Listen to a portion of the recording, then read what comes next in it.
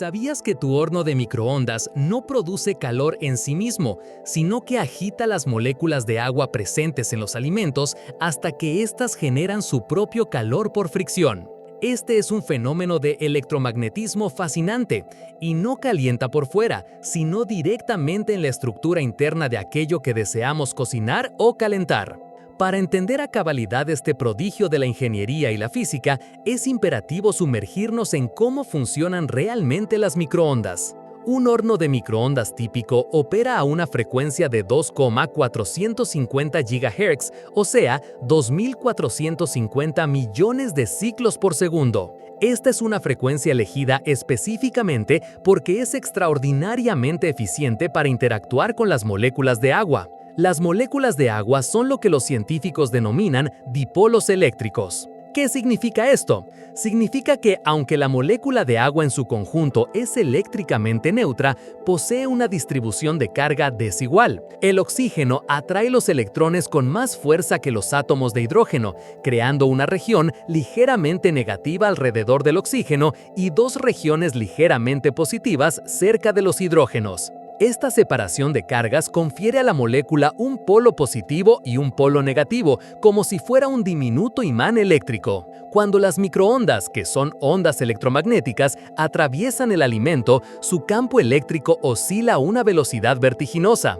Piensen en ello como un gigantesco campo magnético que cambia de dirección miles de millones por segundo. Las moléculas de agua, al ser dipolos, intentan alinearse constantemente con este campo eléctrico oscilante, es decir, el polo positivo de la molécula querrá ir hacia el lado negativo del campo y viceversa. Pero la oscilación del campo es tan increíblemente rápida que las moléculas de agua no tienen tiempo de alinearse completamente antes de que el campo cambie de dirección. Este intento constante de realineación genera una enorme cantidad de fricción molecular. Imaginen un ejército de minúsculas partículas girando y chocando entre sí a una velocidad inaudita. Esta fricción es la que produce el calor que cocina nuestros alimentos. Por eso, los alimentos con alto contenido de agua, como las verduras frescas o las sopas, se calientan mucho más rápido que los secos, como el pan o las galletas. Un dato crucial es que este proceso de calentamiento por microondas no solo afecta al agua,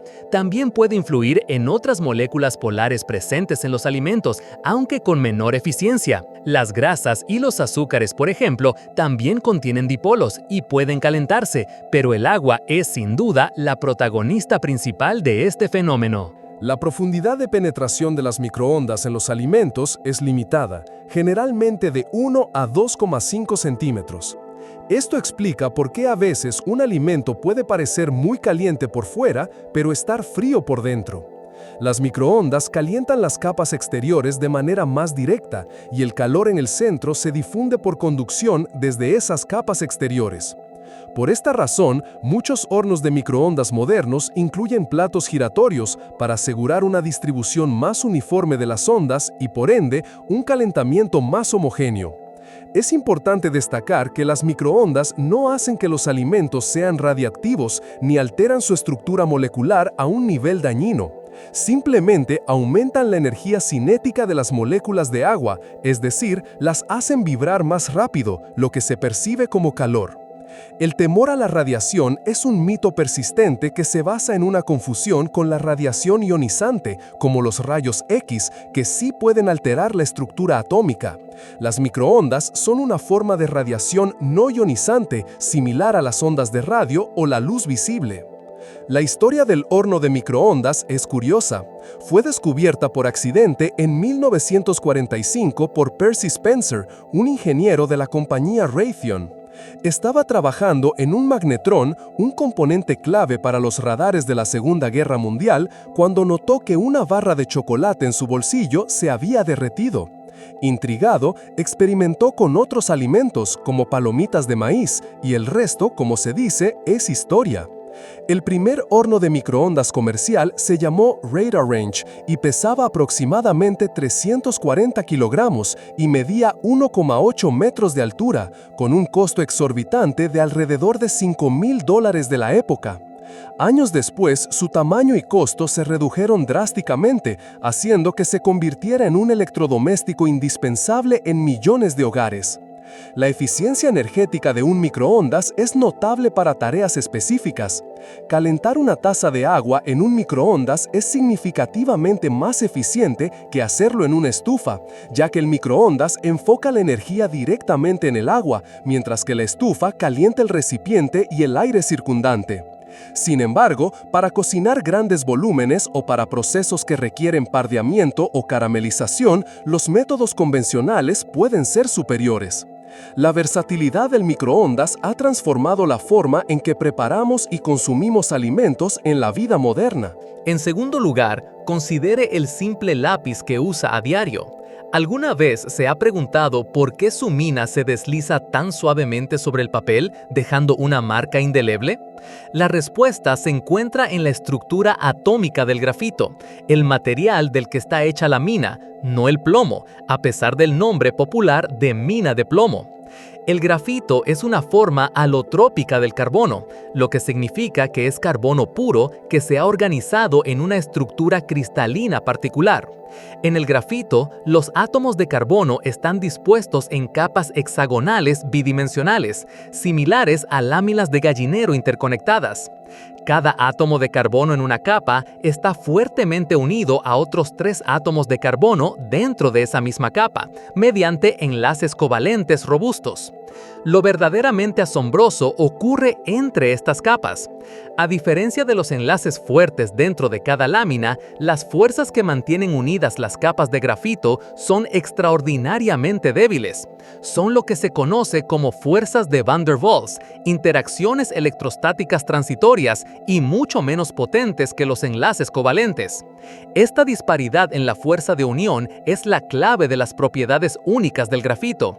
Permite que las capas individuales de grafito se deslicen unas sobre otras con una fricción mínima, como si fueran infinitas láminas de papel de seda apiladas.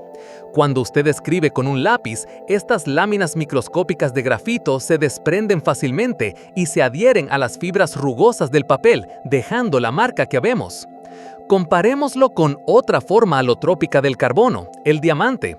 En el diamante, los átomos de carbono están unidos en una red tridimensional, donde cada átomo de carbono está fuertemente enlazado a otros 4 átomos de carbono en una estructura tetraédrica rígida.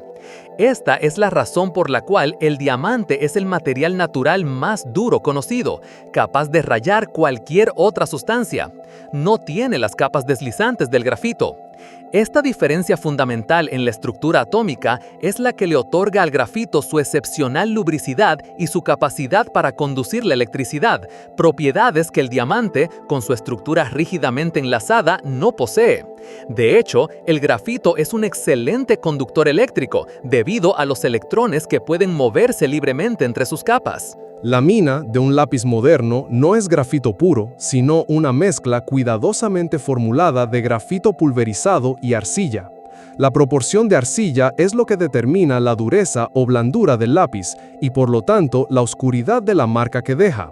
Un lápiz con más arcilla es más duro, produciendo una línea más clara, mientras que uno con menos arcilla es más blando y crea una línea más oscura. Esta escala de dureza se indica con letras y números en los lápices. La H se refiere a la dureza, la B a la negrura y el HB es un equilibrio entre ambas. La historia del lápiz se remonta al siglo XVI en Borrowdale, Inglaterra, donde se descubrió un gran yacimiento de grafito puro. Al principio se usaba simplemente en bloques para marcar ovejas. Fue solo más tarde que se comenzó a envolver en madera para facilitar su uso. El lápiz, tal como lo conocemos hoy en día, con su mina de grafito y arcilla, se perfeccionó en Francia a finales del siglo XVIII por Nicolas Jacques Conté, durante el bloqueo continental, cuando la escasez de grafito inglés obligó a buscar alternativas y a mezclar el mineral con arcilla y cocerlo para controlar su dureza. En tercer lugar, el espejo. Ese objeto tan común en nuestros hogares esconde un secreto de la óptica fascinante. ¿Por qué el espejo invierte lo que vemos de izquierda a derecha, pero no de arriba a abajo? No es una inversión física en sí misma, sino una cuestión de percepción y de la forma en que nuestros cerebros interpretan la reflexión de la luz. La superficie de un espejo está diseñada para tener una reflexión especular casi perfecta. Esto significa que los rayos de luz que inciden sobre su superficie rebotan en un ángulo igual al ángulo de incidencia. La capa reflectante real en un espejo moderno es generalmente una delgada capa de plata o aluminio que se deposita en la parte posterior de un vidrio. La clave aquí es que el espejo no invierte nada en el sentido tridimensional. Lo que ocurre es que los rayos de luz de un objeto se reflejan desde el espejo y llegan a nuestros ojos. Si levantamos nuestra mano derecha, la imagen que vemos en el espejo también levanta su mano derecha. El cerebro interpreta esto como una inversión lateral porque está acostumbrado a que los objetos se volteen en un eje vertical cuando giran. Sin embargo, no hay inversión vertical. Su cabeza sigue estando arriba de sus pies en el espejo, y el techo sigue estando arriba del suelo. La confusión surge porque nuestro cerebro intenta alinear la imagen del espejo con nuestra propia orientación corporal. Cuando vemos nuestra imagen en el espejo, asumimos que es una versión de nosotros que ha girado, y al hacerlo, la izquierda y la derecha se intercambian en relación con cómo las percibimos en un objeto que ha rotado. Este fenómeno se explica mejor al pensar en un eje imaginario que atraviesa nuestro cuerpo de frente a atrás. El espejo invierte la imagen a lo largo de este eje. Por ejemplo, si un reloj de pared se refleja en un espejo, los números seguirán en el mismo orden circular, pero la hora se leerá de manera inversa. La imagen que el espejo produce es una imagen virtual, lo que significa que la luz no converge realmente en un punto después de la reflexión, sino que parece originarse desde detrás de la superficie del espejo. Esto contrasta con las imágenes reales, como las producidas por lentes de proyectores, donde los rayos de luz sí convergen en un punto. La fabricación de espejos ha evolucionado a lo largo de la historia. Los primeros espejos eran simples superficies pulidas de obsidiana o cobre. El desarrollo de los espejos de vidrio con recubrimientos metálicos se perfeccionó en Venecia durante el siglo XVI, usando una amalgama de estaño y mercurio. Este proceso era peligroso debido a la toxicidad del mercurio. No fue hasta el siglo XIX, con Justus von Liebig en 1835, que se desarrolló un método seguro para depositar una capa delgada de plata metálica sobre el vidrio, mediante un proceso químico, lo que dio lugar a los espejos modernos y de alta calidad que usamos hoy. Los espejos tienen aplicaciones que van mucho más allá de la simple reflexión de nuestra imagen, desde telescopios gigantes que usan espejos curvos para concentrar la luz de estrellas distantes, hasta láseres, sistemas de fibra óptica y dispositivos de realidad virtual, donde la reflexión precisa de la luz es fundamental para su funcionamiento. En cuarto lugar, el simple jabón es una maravilla de la química que ha transformado la higiene y la salud pública. ¿Cómo es posible que una pastilla de jabón o una gota de detergente disuelva la grasa y arrastre consigo la suciedad y los virus? La clave reside en su estructura molecular anfipática. Las moléculas de jabón tienen una cabeza hidrofílica, es decir, que ama el agua y se siente atraída por ella, y una cola hidrofóbica, que repele el agua y en cambio se siente atraída por las grasas y los aceites. Cuando el jabón entra en contacto con el agua y la suciedad, la parte hidrofóbica de sus moléculas se adhiere a las partículas de grasa y aceite, que son también hidrofóbicas. Al mismo tiempo, las cabezas hidrofílicas de las moléculas de jabón se orientan hacia el agua circundante. Este proceso conduce a la formación de estructuras esféricas diminutas llamadas micelas. Las micelas son como pequeñas cápsulas donde las colas hidrofóbicas del jabón encierran las partículas de grasa y suciedad en su interior, mientras que las cabezas hidrofílicas forman la superficie exterior de la esfera, interactuando con el agua. Una vez que la grasa y la suciedad están encapsuladas dentro de estas micelas, pueden dispersarse fácilmente en el agua. Esto reduce la tensión superficial del agua, lo que le permite penetrar más eficazmente en las fibras de los tejidos o en los poros de la piel, alcanzando la suciedad que el agua sola no podría arrastrar. Cuando usted se enjuaga las manos o la ropa, el agua arrastra consigo estas micelas llenas de suciedad, eliminándolas de la superficie. Este mecanismo es extraordinariamente eficaz no solo para la suciedad visible, sino también para microorganismos como bacterias y virus. Muchos virus, incluyendo el virus SARS-CoV-2, el causante de la COVID-19, tienen una capa externa de lípidos, una especie de envoltura grasa. Las moléculas de jabón, con sus colas hidrofóbicas, son capaces de disolver esta capa lipídica, desestabilizando al virus y haciéndolo inactivo. Sin esta capa protectora, el virus se desintegra y pierde su capacidad de infectar células humanas. La historia del jabón es milenaria. Se han encontrado evidencias de sustancias similares al jabón que datan de 2800 a.C. en la antigua Babilonia, utilizadas para lavar lana. Los romanos también utilizaban una mezcla de cenizas y sebo para limpiar la piel, pero su uso era más medicinal que higiénico. El jabón como producto de higiene personal se popularizó en Europa durante la Edad Media, especialmente en Italia y España, y su fabricación industrial comenzó en el siglo XVIII. Hoy en día, la química de los tensoactivos, los componentes activos del jabón y los detergentes, es una rama de la ciencia con aplicaciones que van desde la limpieza del hogar y la industria textil hasta la formulación de medicamentos y cosméticos, mostrando cómo un concepto tan antiguo sigue siendo fundamental para nuestra vida moderna y nuestra salud. En quinto lugar, el refrigerador. Ese electrodoméstico indispensable en cada hogar no produce frío. De hecho, el frío no existe como una entidad física.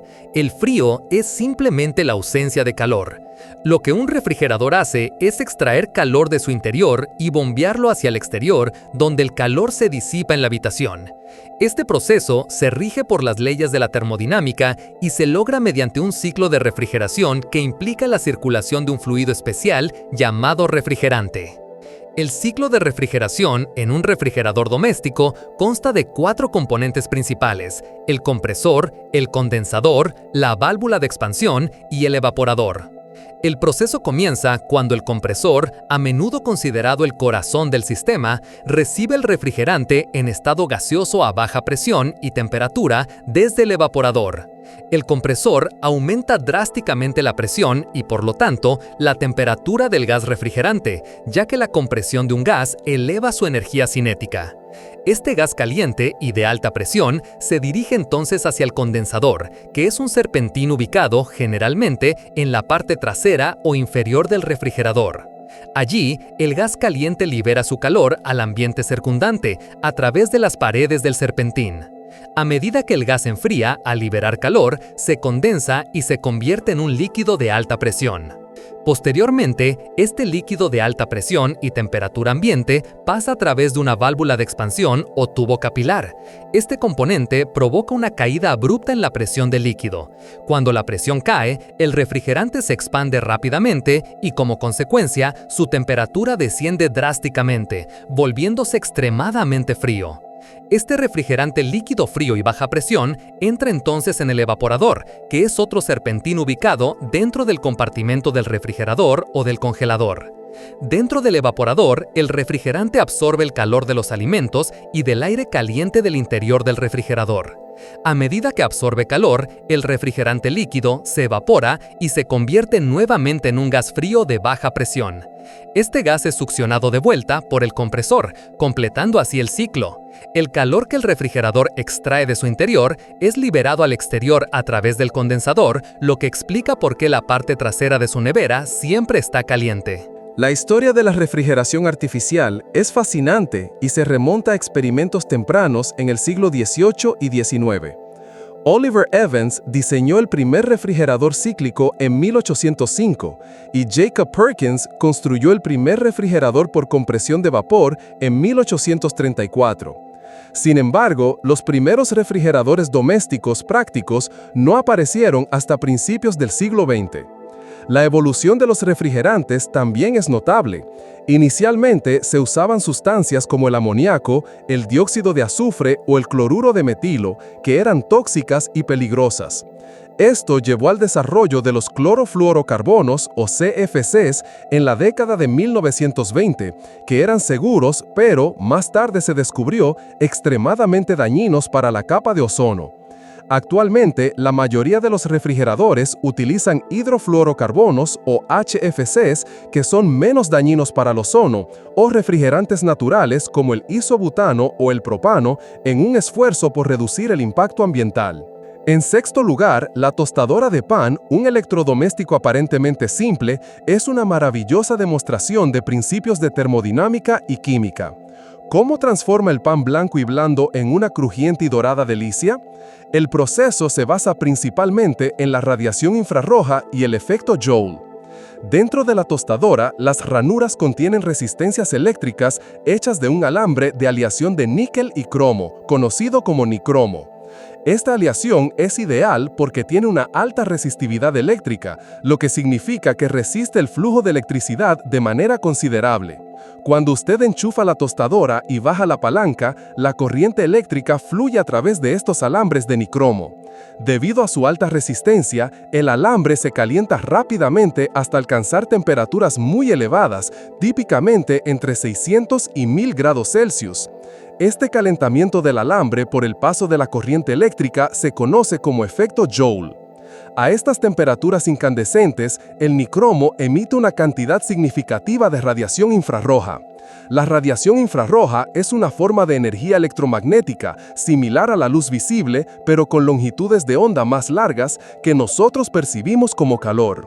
Las rebanas de pan se colocan cerca de estas resistencias incandescentes y absorben directamente la radiación infrarroja. La energía absorbida por el pan hace que sus moléculas vibren más rápidamente, aumentando así su temperatura. Sin embargo, el tostado no es solo un proceso de calentamiento, es una transformación química compleja conocida como la reacción de Maillard. Esta reacción ocurre entre los aminoácidos y los azúcares reductores presentes en el pan cuando se exponen a altas temperaturas y es la responsable de la característica coloración dorada, el aroma y el sabor tostado del pan, las galletas y muchos otros alimentos. Además de la reacción de Maillard, el calor radiante también deshidrata el pan, eliminando la humedad y volviéndolo crujiente. La tostadora cuenta con un termostato o un temporizador que detecta la temperatura del aire o la cantidad de tiempo transcurrido. Una vez que el pan ha alcanzado el nivel de tostado deseado, el circuito eléctrico se interrumpe y las resistencias se apagan, haciendo que las rebanadas de pan se eleven. Los primeros modelos de tostadoras no contaban con un mecanismo de expulsión automático. El primer tostador automático, que se apagaba cuando el pan estaba listo, fue patentado por Charles Strite en 1919. Sin embargo, fue en 1926 cuando la compañía Toastmaster lanzó la primera tostadora completamente automática que no solo se apagaba, sino que también elevaba el pan por sí misma, haciendo su uso mucho más conveniente. La tostadora es un ejemplo cotidiano de cómo principios fundamentales de la electricidad y la termodinámica se aplican para lograr un resultado culinario específico. En séptimo lugar, las ventanas de vidrio en su casa. ¿Es el vidrio realmente un líquido superenfriado que fluye lentamente con el tiempo, como se escucha a menudo? ¿O es un sólido amorfo? La respuesta científica es clara: el vidrio es un sólido amorfo.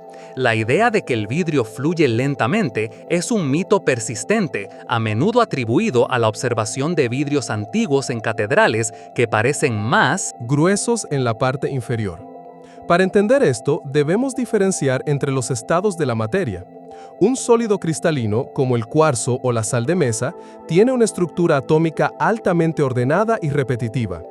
Un líquido tiene sus átomos o moléculas en un estado desordenado y pueden moverse libremente. Un gas tiene sus moléculas muy separadas y con gran libertad de movimiento. El vidrio, sin embargo, es único. Es un sólido amorfo, lo que significa que sus átomos están dispuestos de manera desordenada, similar a un líquido, pero están fijos en su lugar y no fluyen como lo harían en un líquido. Es como si hubiéramos congelado el desorden molecular de un líquido. Cuando el vidrio se enfría desde su estado fundido, sus moléculas no tienen tiempo suficiente para organizarse en una estructura cristalina ordenada, antes de que la viscosidad se vuelva tan alta que quedan inmovilizadas.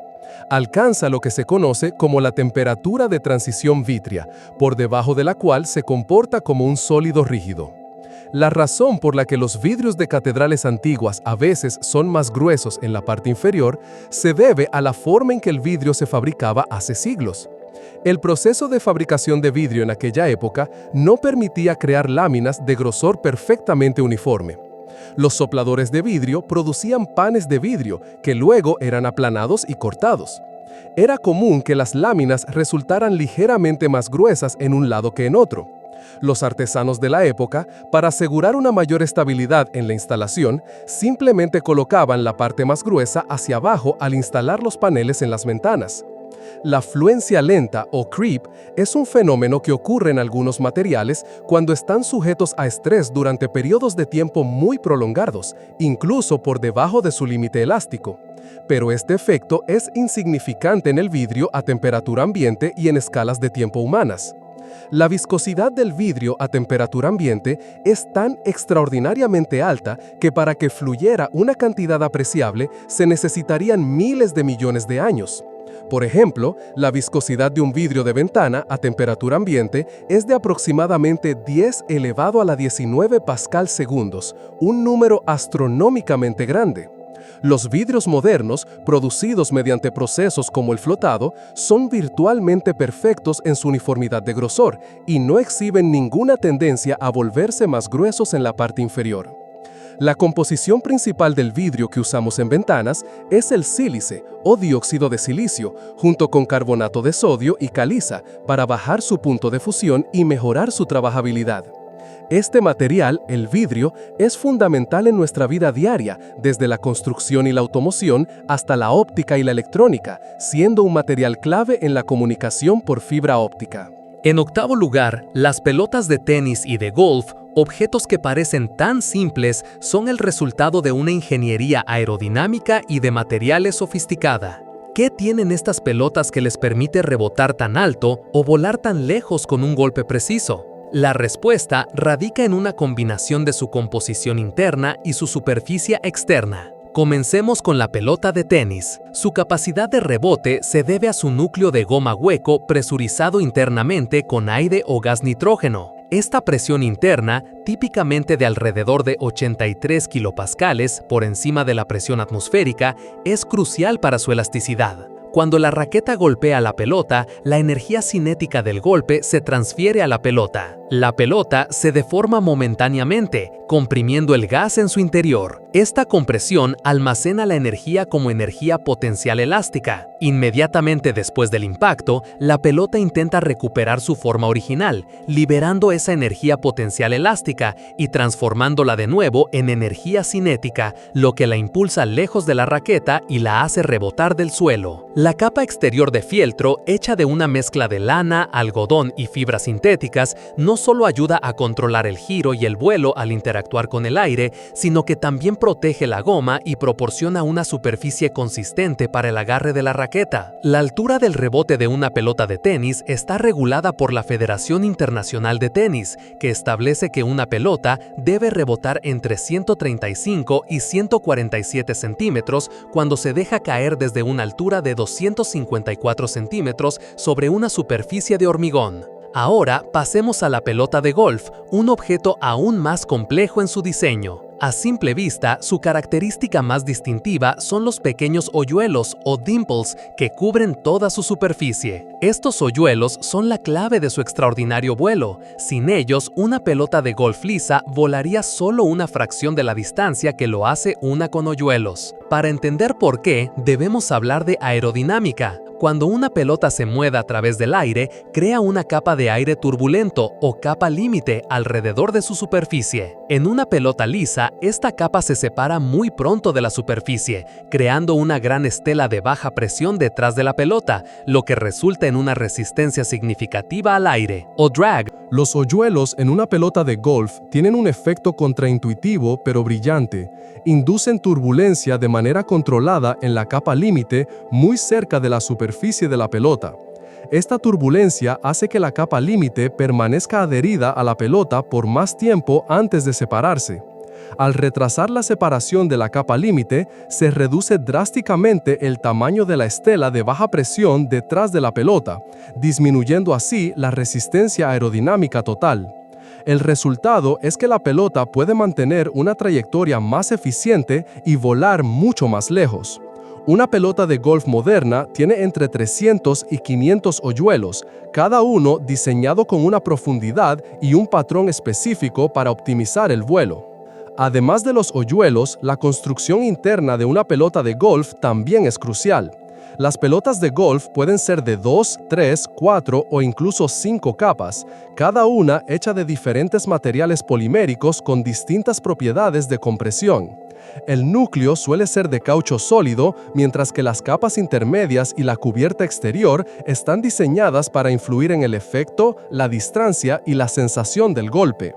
El coeficiente de restitución, que mide cuán elástico es un choque, es un factor crítico en ambas pelotas.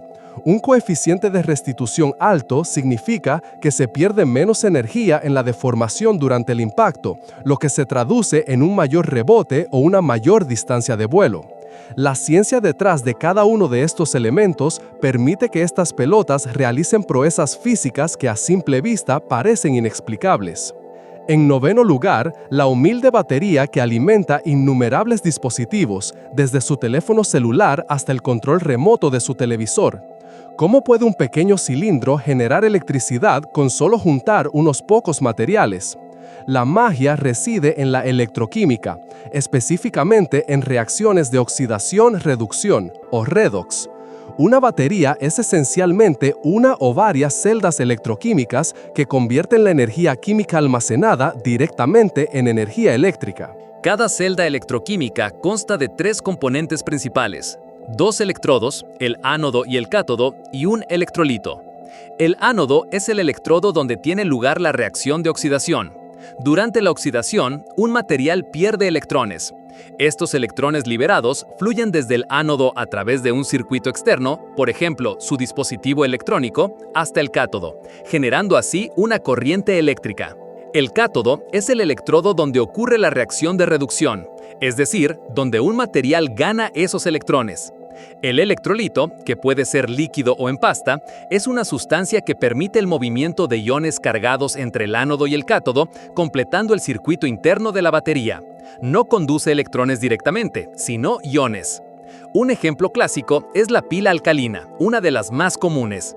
En una pila alcalina, el ánodo está hecho de zinc en polvo y el cátodo es de dióxido de manganeso. El electrolito es una pasta de hidróxido de potasio. Durante la descarga de la batería, el zinc en el ánodo se oxida, liberando electrones. Estos electrones fluyen a través del circuito externo, alimentando su dispositivo. En el cátodo, el dióxido de manganeso se reduce al aceptar esos electrones. Los iones en el electrolito se mueven para mantener el equilibrio de carga, permitiendo que la reacción continúe. La diferencia de potencial eléctrico, o voltaje, entre el ánodo y el cátodo es lo que impulsa los electrones a través del circuito externo. Para una pila alcalina simple, este potencial es de aproximadamente 1,5 volts. La historia de la batería moderna se remonta a Alessandro Volta, quien en el año 1800 inventó la pila voltaica, el primer dispositivo que produjo una corriente eléctrica continua. Sus pilas iniciales estaban compuestas por discos de zinc y cobre apilados, separados por cartón empapado en agua salada. Desde entonces, la tecnología de las baterías ha avanzado enormemente. Las baterías de plomo ácido, inventadas en 1859 por Gaston Planté, hicieron posible los automóviles y las fuentes de alimentación ininterrumpida. Las baterías de iones de litio, desarrolladas en la década de 1970 y comercializadas en los 1990, han revolucionado la electrónica portátil y los vehículos eléctricos, debido a su alta densidad energética, lo que significa que pueden almacenar una gran cantidad de energía en un espacio pequeño y con un peso reducido. Estas baterías de litio son las que alimentan casi todos nuestros teléfonos celulares, tabletas y computadoras portátiles. Se basan en la capacidad de los iones de litio para insertarse y desinsertarse en las estructuras cristalinas de los materiales de los electrodos, un proceso conocido como intercalación, lo que permite que la batería sea recargable. La ciencia de las baterías sigue siendo un campo de investigación vibrante, buscando materiales más seguros, más eficientes y más sostenibles para el almacenamiento de energía en un mundo cada vez más electrificado. Finalmente, en 10º lugar, el sencillo Post-it. esa pequeña hoja adhesiva que ha revolucionado la forma en que organizamos nuestras ideas y recordatorios. Su secreto no es una cola superpotente, sino una muy particular, un adhesivo reposicionable de baja pegajosidad. Este descubrimiento fue el resultado de lo que se conoce como serendipicia o hallazgo afortunado, una combinación de un fracaso en un proyecto y una observación astuta. La historia del Post-it comienza en 1968, cuando Spencer Silver, un científico de la compañía 3M, intentaba desarrollar un adhesivo extremadamente fuerte para la industria aeroespacial. Sin embargo, lo que obtuvo fue todo lo contrario, un adhesivo de acrilato que era lo suficientemente pegajoso para adherirse a las superficies, pero que se podía despegar fácilmente sin dejar residuos y que además se podía volver a pegar. Silver presentó su descubrimiento internamente, pero durante años nadie en 3M le encontró una aplicación práctica. Se le conocía como el adhesivo que no pega bien. No fue hasta 1974, 6 años después, que su colega Art Fry, frustrado por los marcadores de páginas de su himnario que se caían constantemente, recordó la invención de Silver. Fry se dio cuenta de que lo que él necesitaba no era un adhesivo fuerte, sino uno que permitiera despegar y volver a pegar las hojas sin dañar las páginas y sin que se cayeran. Así nació la idea de las notas autoadhesivas. El secreto científico detrás de este adhesivo único reside en su composición. Está formado por millones de microesferas de pegamento. En lugar de una capa uniforme de adhesivo que proporcionaría una gran área de contacto y por lo tanto una gran fuerza de adhesión, el adhesivo del Post-it consiste en estas pequeñas esferas. Cada microesfera es pegajosa, pero como la superficie de contacto total con el papel es limitada debido a la forma esférica de las partículas, la fuerza de adhesión global es relativamente baja. Esto permite que la nota se adhiera con la fuerza suficiente para permanecer en su lugar, pero con la debilidad necesaria para poder ser despegada y reposicionada una y otra vez sin desgarrar el papel ni dejar residuos pegajosos. Este tipo de adhesión se basa en las fuerzas de Van der Waals, las mismas interacciones débiles que permiten el deslizamiento en el grafito, pero aquí aplicadas de una manera diferente. Son fuerzas intermoleculares que se manifiestan entre las microesferas y la superficie a la que se adhieren. La innovación no fue inventar un nuevo pegamento, sino encontrar una aplicación ingeniosa para un adhesivo con propiedades inusuales, que inicialmente fue considerado un fracaso. El Post-it fue lanzado al mercado en 1980 y desde entonces se ha convertido en una herramienta omnipresente en oficinas, escuelas y hogares de todo el mundo, demostrando cómo una comprensión profunda de la ciencia de los materiales puede transformar un aparente error en un éxito global. Estos 10 ejemplos son solo una muestra diminuta de la increíble ciencia que se esconde en los objetos más cotidianos, desde la forma en que su teléfono celular se carga hasta cómo su cafetera le prepara una taza caliente. El mundo que nos rodea está repleto de fenómenos científicos fascinantes, esperando ser explorados. La ciencia no es algo que ocurra solo en laboratorios lejanos o en libros complicados, está aquí, en sus manos, en su hogar, en cada interacción que tiene con el mundo material. Cada objeto, por insignificante que parezca, es un testimonio de leyes fundamentales de la física, la química o la biología. Así que, la próxima vez que utilice cualquiera de estos objetos, o cualquier otro, tómese un momento para apreciar la sofisticación científica que hay detrás de su aparente simplicidad. Quizás se dé cuenta de que el mundo está lleno de maravillas que simplemente hemos llegado a dar por sentadas. Y si esta aventura por la ciencia escondida en lo cotidiano ha despertado su curiosidad, tenemos mucho más por descubrir juntos. Si ha disfrutado de este viaje por el fascinante universo de la ciencia que nos rodea, no olvide suscribirse al canal Explorando, dejar un me gusta en este video para ayudarnos a seguir creando contenido asombroso, compartirlo con sus amigos para que también descubran estos secretos y dejarnos un comentario contándonos cuál de estos datos le pareció más sorprendente o qué otro objeto le gustaría que exploráramos en el futuro. Su apoyo nos impulsa a seguir revelando los misterios del mundo para todos los exploradores.